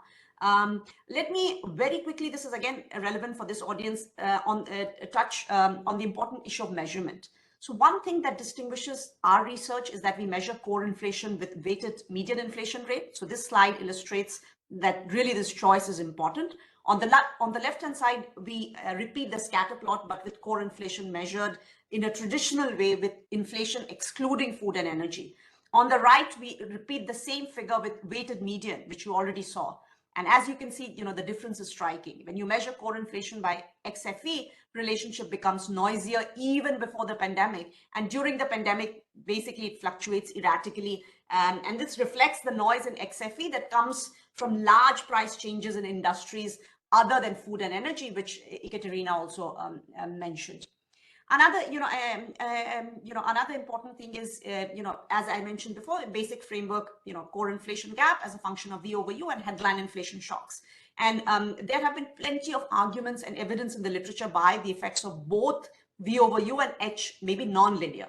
So non-linearities is important. For example, if you look at Blanchard, he emphasizes the salience of large shocks. He argues that, costs of living as measured by headline inflation influences wage demands, and that this effect may be especially strong for large movements in inflation. What we do is we draw on this literature to allow for non-linearities in a flexible way by including cubic functions of V over U and H in the core inflation equation. I might be running out of time, Ernest. How much more time do I have? 5 more minutes. Okay. So this is, this basically table, I'm not going to spend too much time on it. Our estimates of from the equations I showed you before. We do it both for quarterly and monthly data. Let me just skip it and show a graphic version of the results. So this slide shows, the results graphically. The left shows fitted values of inflation gap as a function of V over U with headline inflation shock set to 0. And basically, you can really see the non-linearities. The data suggests that V over U has a larger marginal effect on core inflation when its level is unusually low or unusually high. On the right, what you see is, the effect of headline inflation shocks for a given V over U, and which proves to be even more strikingly asymmetric. So negative values of H, that is headline inflation rate below median inflation or negative headline inflation shocks, very negligible effects on core inflation. But positive values of headline inflation shocks raise core inflation very, very sharply. And this is, something, a very nice paper by Ovyong and Vernon, who call it rockets and feathers effect. And this is the rocket effect, and this is, the feather effect, which you see very, very light, very salient on this picture. How does the framework do in explaining core inflation? I think the framework does pretty well in explaining core inflation during the pandemic. With this, so basically in both cases, fitted and actual values are pretty close to each other. And note that, the right figure is an out of sample forecast. So the good fit here means that we can explain the pandemic experience based on the paths of V over U and H and the estimated effects of these variables in the pre-pandemic period. I should also point out that, there have been growing residuals in the last 3 months, and we are thinking about, changes to a specification that might fit the recent data, although we also don't want to overreact to just 3 months of data. And let me also point out that, the dashed lines show, the red dashed lines show the fitted values for the core inflation gap with the actual path of V over U, but with headline inflation shock set to 0. So this is basically the contribution of labor market tightness. And you can see that it was small till, until late 2022, and it's increased over time. So this slide actually shows how do you account for a rise, a simple accounting exercise or why inflation rose. And this is, basically looking at 12-month headline CPI inflation rate in December 2022, which was 6.4% to the rate of, 1.3% in December 2020, when the early pandemic slump had pushed inflation down very low. So we are accounting for this difference. And, a couple of things that come out from this decomposition. One is headline inflation, and we are looking at energy backlogs and auto prices. I don't have time to show you all the details, but we actually indeed find that these are as you heard in the common discourse, these factors are actually fairly important in explaining headline inflation shocks. So just, I think very, very quickly, I think direct and pass-through effects of headline inflation shocks account for half of the rise in headline CPI inflation, which we saw in the United States between January 2020 and December 2022. I think most of the headline inflation shock effects reflects energy price shocks and backlogs. And backlogs is basically a measure of supply constraints. And there is also a significant pass-through effect from auto price shocks, reflecting the run-up in auto prices in summer 2021, but the direct effect on headline inflation has turned negative because these price increases have been partly reversed. The contribution of V over U is also equally important and accounts for half of the rise we saw. Again, to this audience, what we do in the paper is also compare different models. And, I think here, so basically, this line is our is a preferred model, which explains fairly well the evolution of inflation. This one, the red line, is basically a linear, if you fit really a linear model. And then these are the different, gradations if you increase non-linearity one at a time. So we do a lot of work in the paper to see, how do you go forward? And this was one of the questions for the panelists as well. And here, so Yogi Berra said that it's tough to make predictions, especially about the future. So I think we basically focus on two factors that'll determine the future. One is the behavior of the beverage curve, and second is inflation expectations.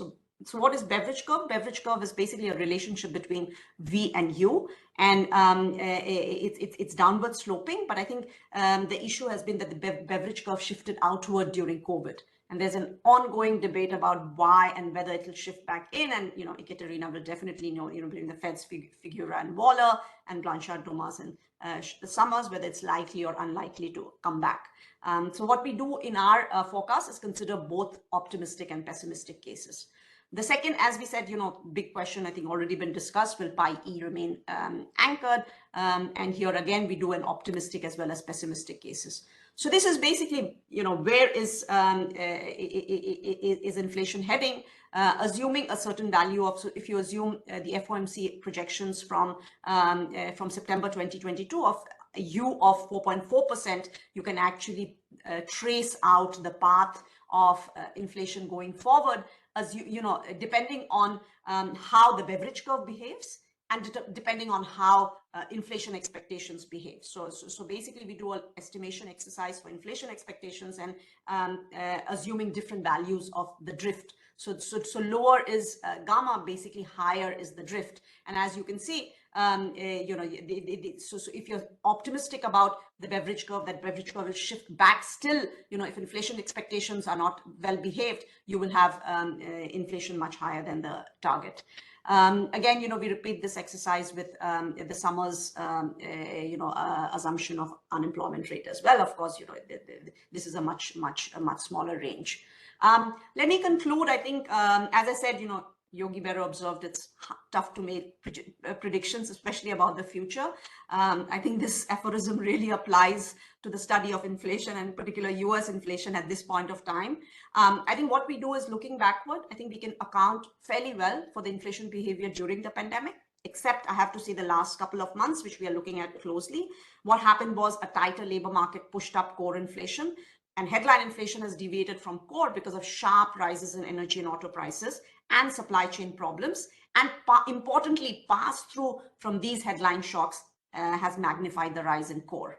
And looking forward, I think we can forecast inflation if we specify the path of unemployment and the future behavior of beverage curve and inflation expectations. Of course, there's a lot of uncertainty about these factors, so it's difficult to make unconditional predictions. Yet, I think one finding we do have in the paper is that the forecast of the Fed that inflation will return to target while unemployment rises only to say 4.5%.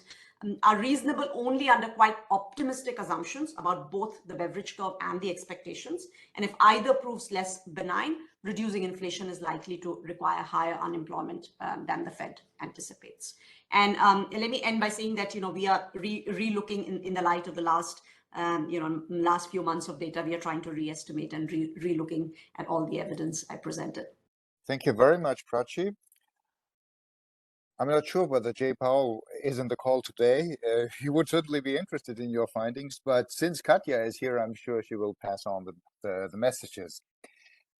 We now turn to Deniz to give the final presentation. All right, thanks to everyone for great presentations, for listening in, and very nice stock taking, I'll say.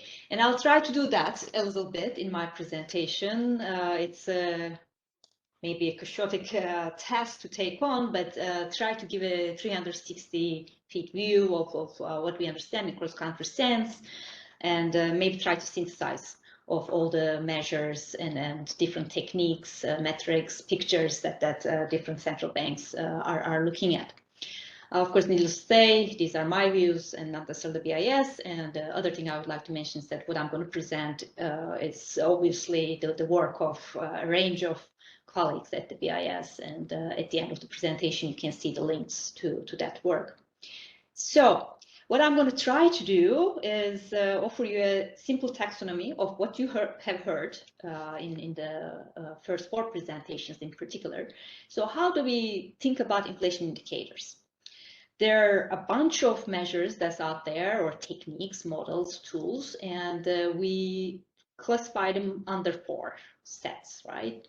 And the first set is the basically changes in a variety of price indices. Headline is 1, core is 1. You can go to narrower measures like trimmed readings of the core that Ekaterina and Vesna has talked about those quite effectively. And what happens is that these are, timely, but they don't have any ability whatsoever on what's driving it. And that's why we come with all the models and then try to understand what's driving the inflation that we're seeing. So need to be aware of that shortcoming. Then there are more granular measures, the second set. And here more sectoral perspectives come in, again, as the presentations earlier has demonstrated.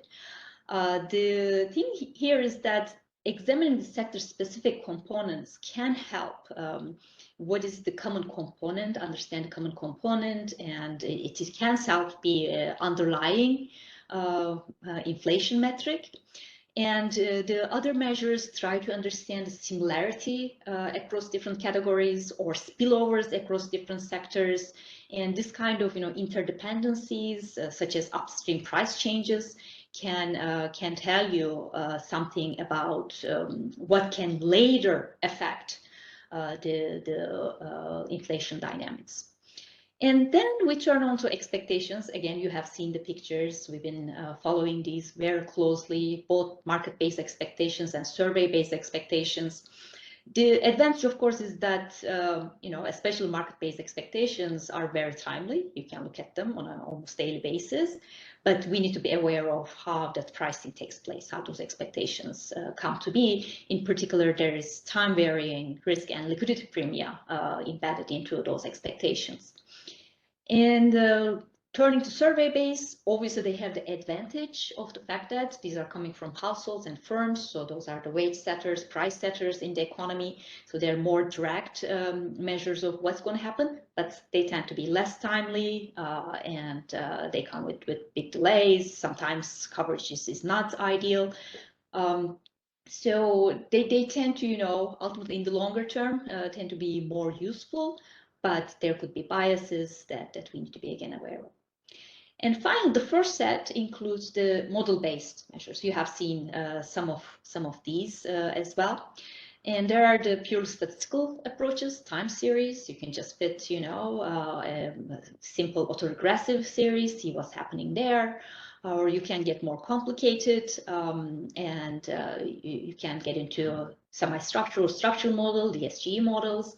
Of course, again, there are the pros and cons of these, and you need to be particularly aware that in most of the models, there's some kind of mean reverting embedded into them, and that can really get very tricky, especially when I'm going to turn your attention to the last column here, especially when there are changes in the inflation regime we're in, going from low inflation to high inflation and vice versa. Many of those models are going to be doing a pretty bad job.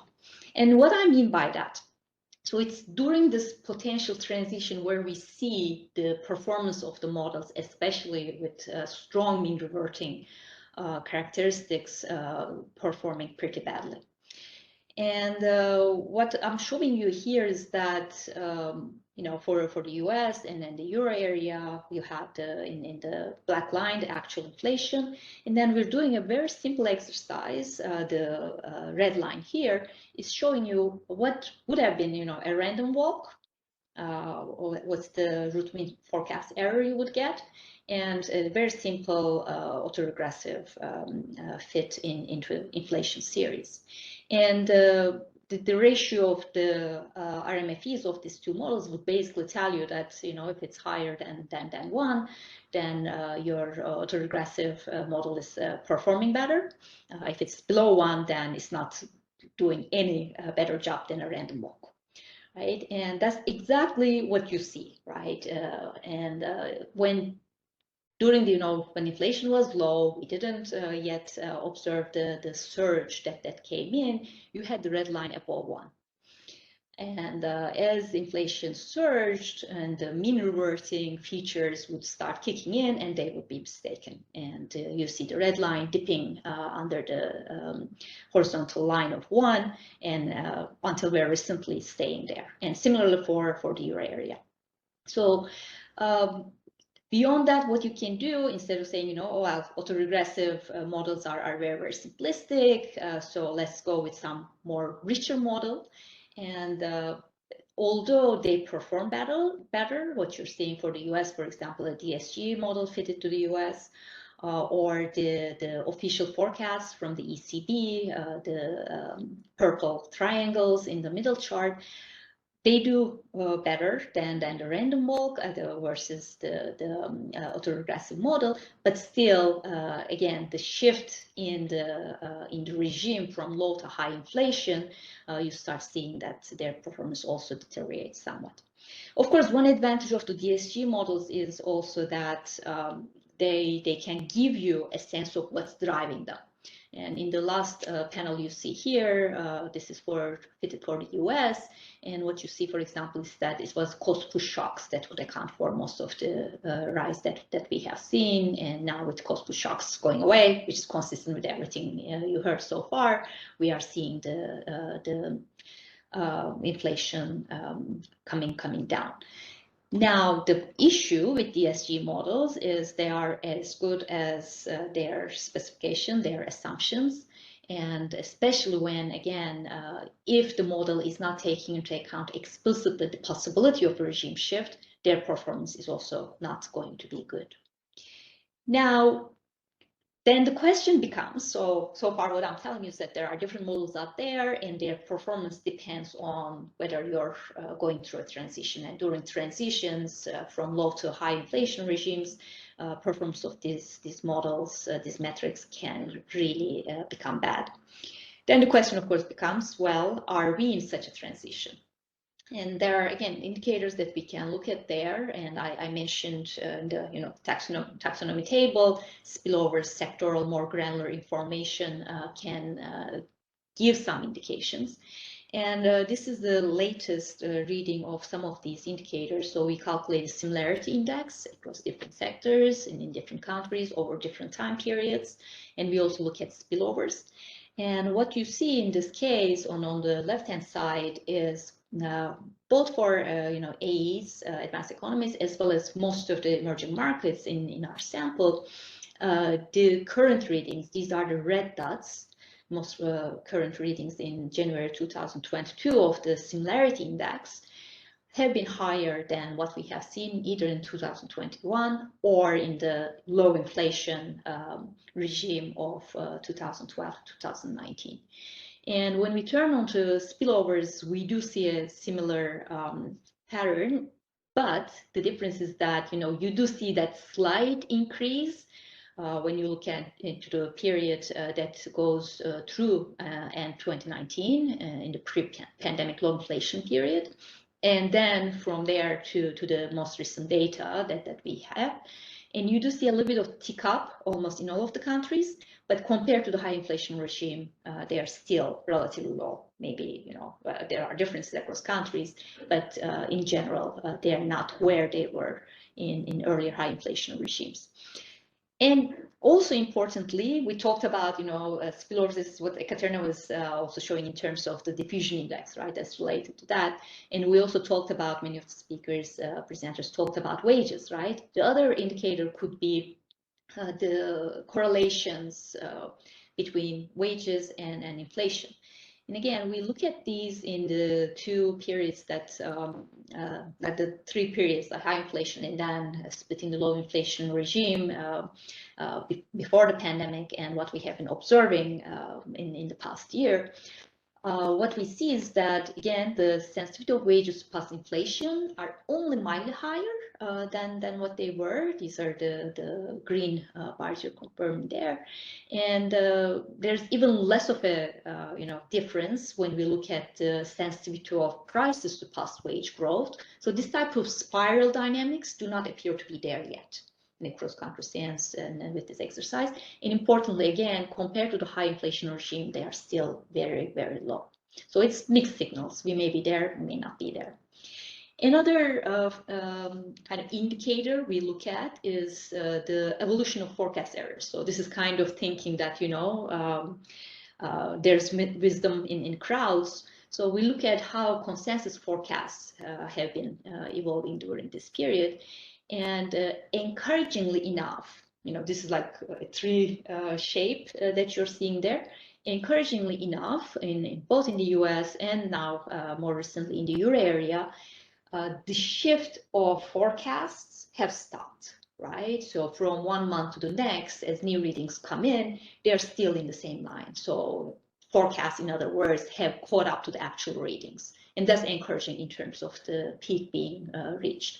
We also look at, you know, EMEs in Brazil, for example. We see the same pattern, and actually more recently, the forecasts have shifted further down, right? But there are some other emerging markets that we're not yet seeing the same pattern, and the shift is more or less remains there. So with that, let me wrap up.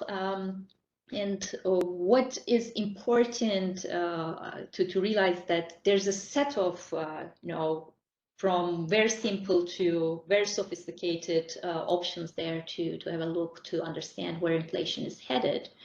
But it's important to realize that when inflation is low, sector-specific price changes explain most of it. It's not a common inhibitor that's driving something, which means that if you're looking at the core, it's a much more accurate sign of the headline. Hence, many central banks focus on the core, right? Especially before the pandemic. And in such a regime, inflation being low, you also have very little relationship between prices and wages. Now, when inflation becomes high and the psychology changes, what you get is that there is much more synchronicity, much more similarity, much more co-movement and spillovers across different sectors. And that's what becomes the driving force rather than that common component or sector-specific changes. And price changes also become much more salient, as Prachi was saying, to firms and workers, which means you have this wage price sensitivities becoming much more important. And what is the main takeaway for us? It's understanding which type of dynamics, which type of regime we're in, because different indicators will be more useful in one regime than another. And we need to be all careful that, particularly if we're going through a transition, we talked about expectations, we talked about you know, the shifts in labor market. we need to draw on as many variables and indicators and models as there are out there, and perhaps particularly pay attention to drifts in expectations, increase in sectoral spillovers and components, and the relationship between wages and prices. As I promised, these are the main two sources you can refer to. And let me stop here and give the floor back to Ernest.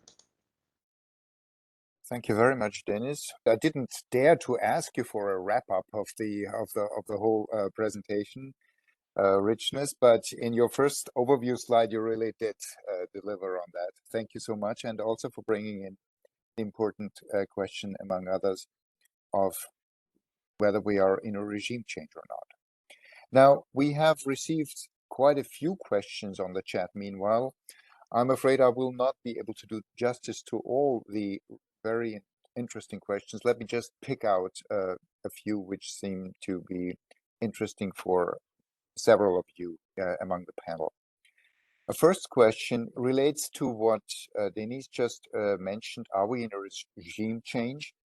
More specifically, what might be the impact of deglobalization and of the energy transition on inflation in a structural sense?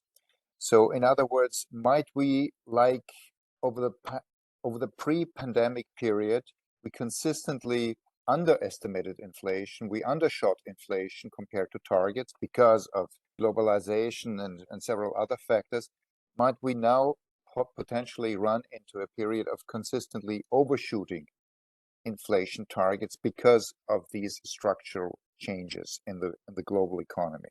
The second question is very direct, from Guillaume Derrien from BNP Paribas.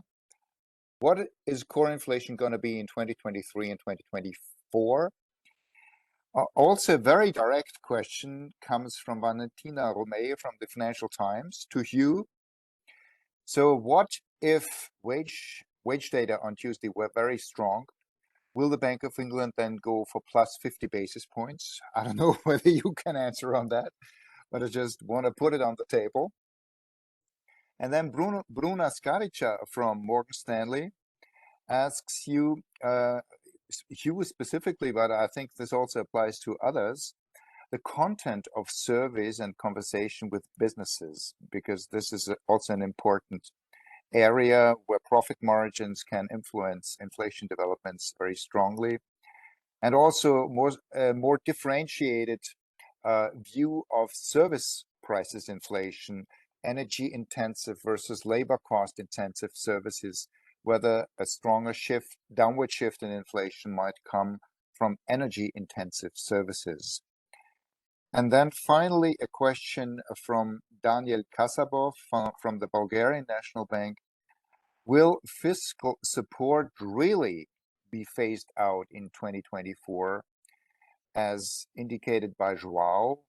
Again, this might apply also to other central banks and countries, given the consecutive, aims of governments to help the population with a higher inflation.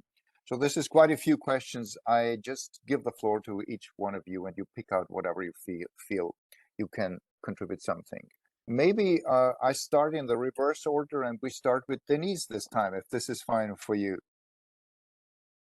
I don't have many answers, so I'll quickly pass it on back to Prachi, I guess. But I saw one question that also popped up asking about monetary indicators used in the forecasting exercises.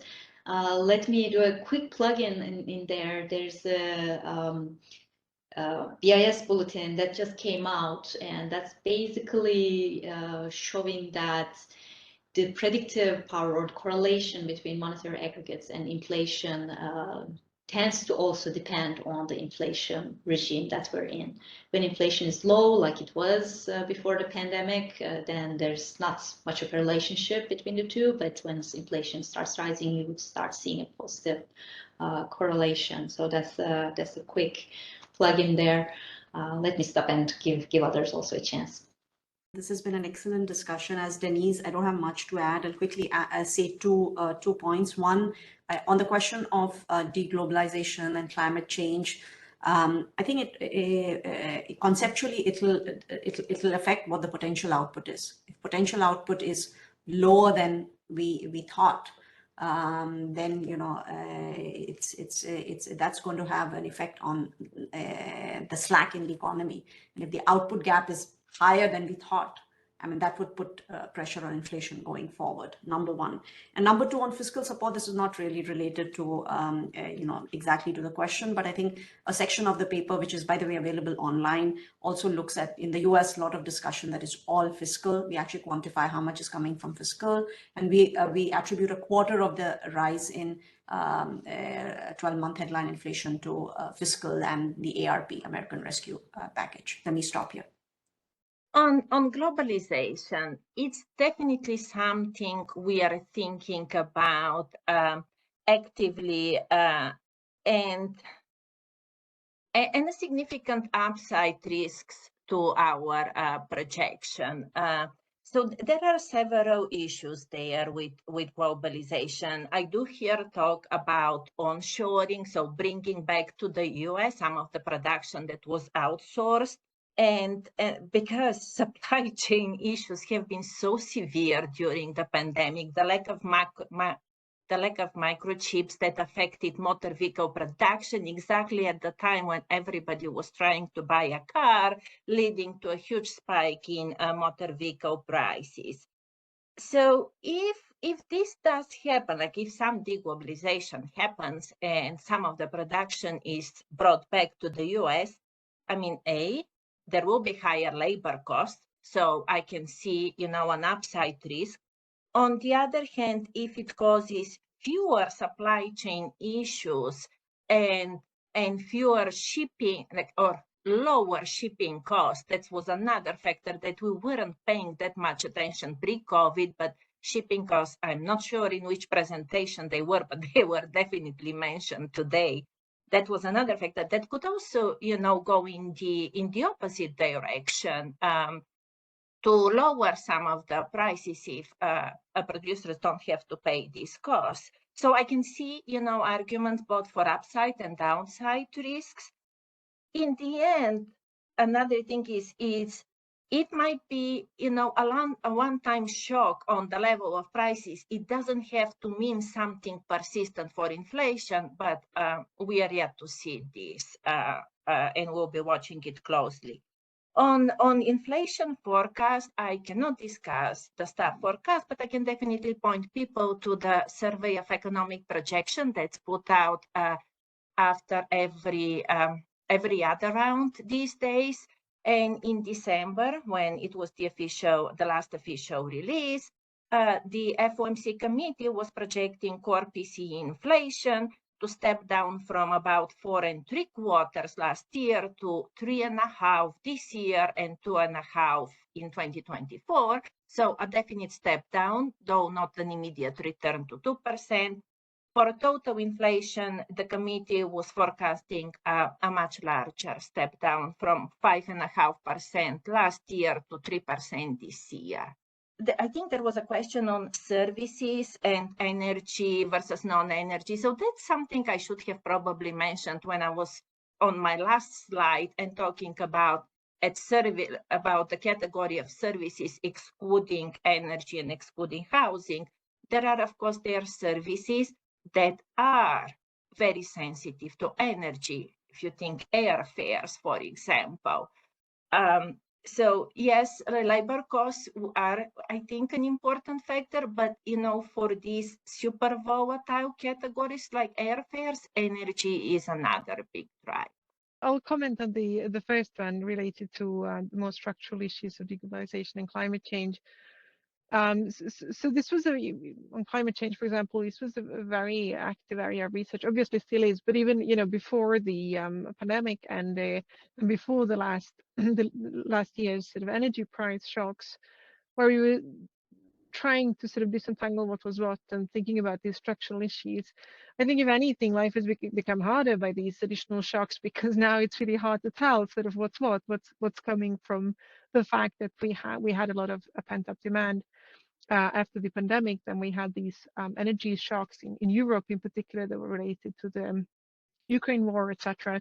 So as of now, I think it's really difficult to say. These are questions that I think will be with us for years to come, to sort of try to assess what sort of new, more structurally sustainable levels are, if you will. And yeah, but as of now, we're projecting inflation to return back to target in all of the countries where that we're doing projections for within the next couple of years. So I guess that goes to say that we haven't taken a stance on, you know, whether things would be dramatically changed in some way.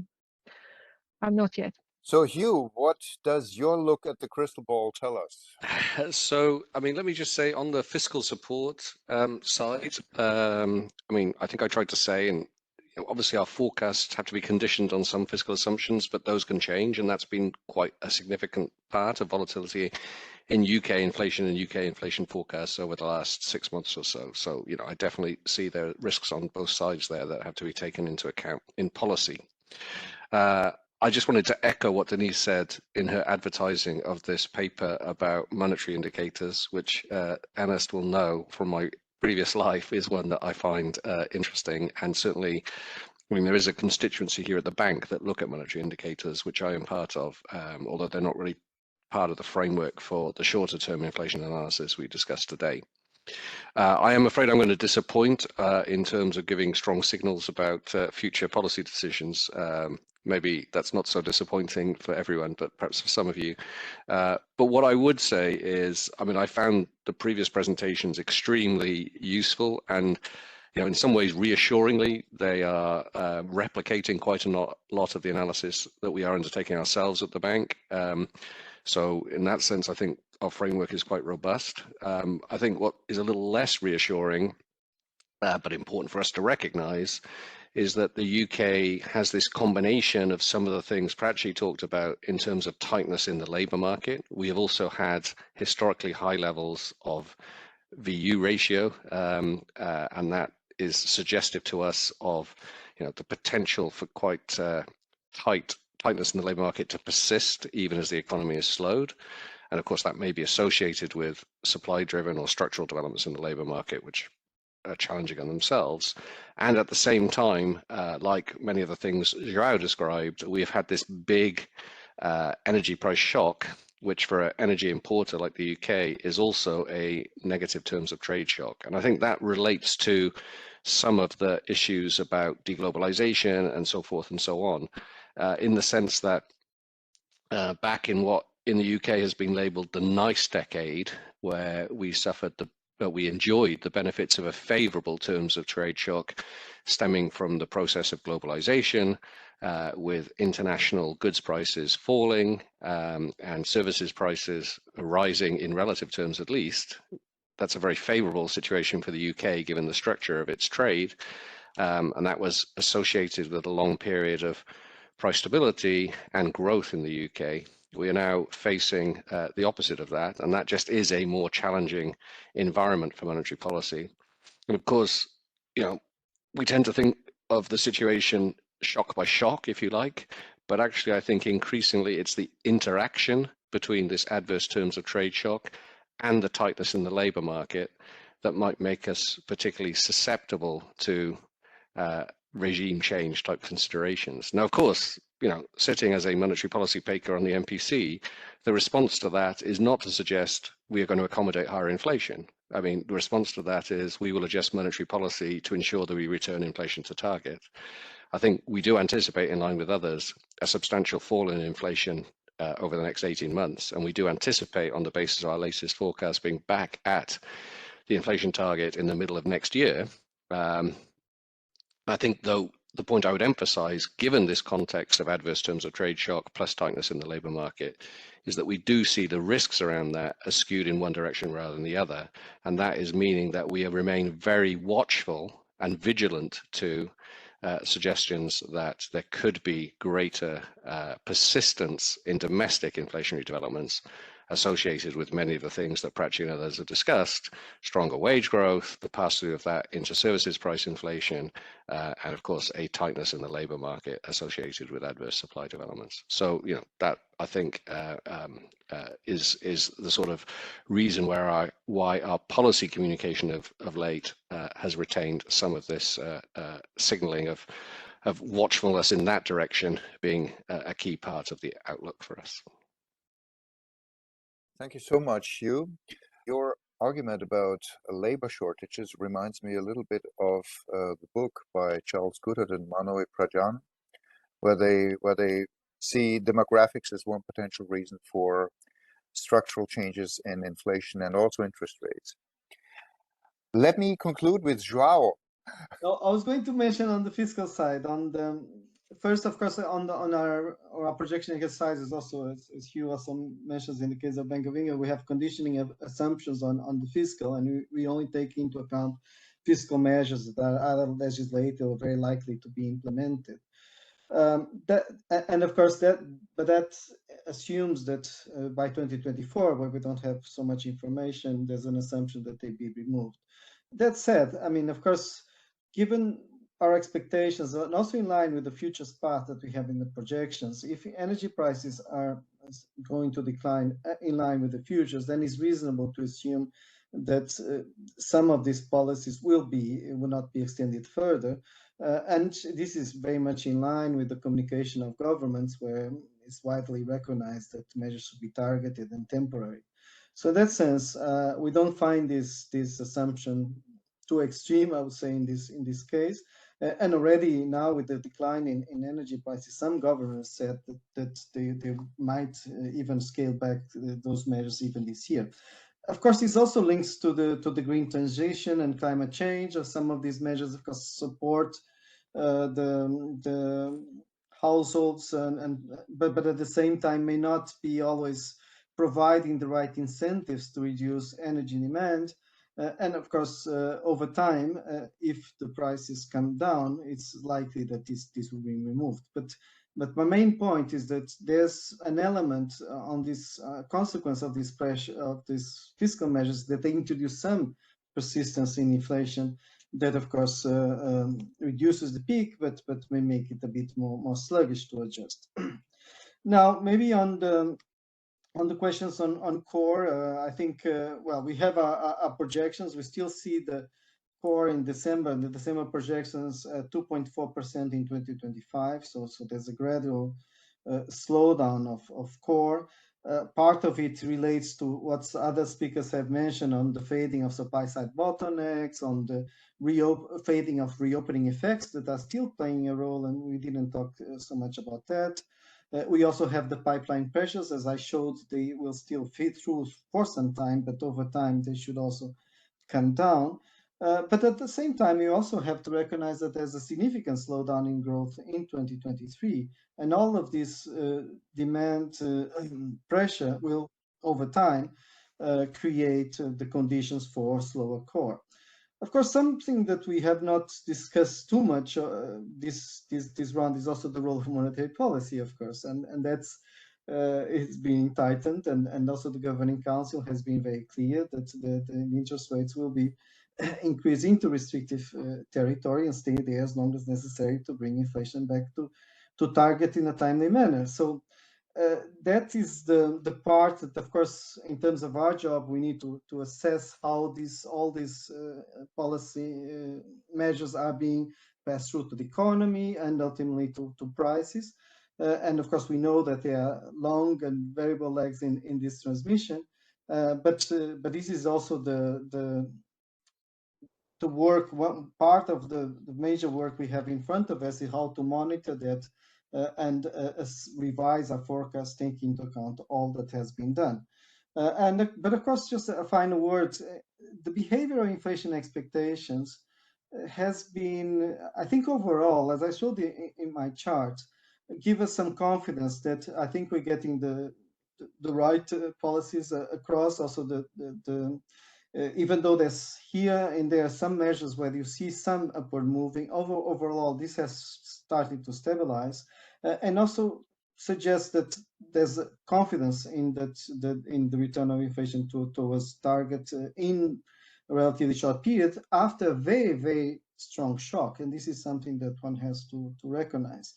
So in that sense, I don't share so much the view that we are shifting regimes, but of course, monetary policy has to be attentive and react so that precisely these regime shifts does not occur in terms of inflation. Thank you very much. This concludes our SUERF BIS workshop on gauging disinflation pressures. A warm thank you to Joao, Hugh, Vesna, Katja, Prachi, and Deniz for allowing us so freely a detailed look and excellent overview into the toolboxes used in your respective institutions to monitor and to forecast inflation. Indeed, the breadth and depth of your tools is impressive and comforting. There are many common threads, I think, but also different emphasis among your toolboxes. So if the workshop serves as a trigger for mutual learning among the various institutions and for inspiration, we have already achieved an important goal today. I also take along that while inflation has not been defeated yet, headline inflation is clearly falling, and also core inflation is on the verge of turning. So central banks' policies, as Joao just pointed out, are starting to show effect, but are clearly aided by some good luck as well from the side of energy prices. An important issue is whether we are in a regime change due to various structural factors for the short but also medium to long-term inflation outlook, and we will be quite curious to see that work out. Thank you to our speakers. Thank you to all for your interest. Bye-bye, take care, and have a nice weekend. Bye. Thank you. Bye-bye. Bye. Bye.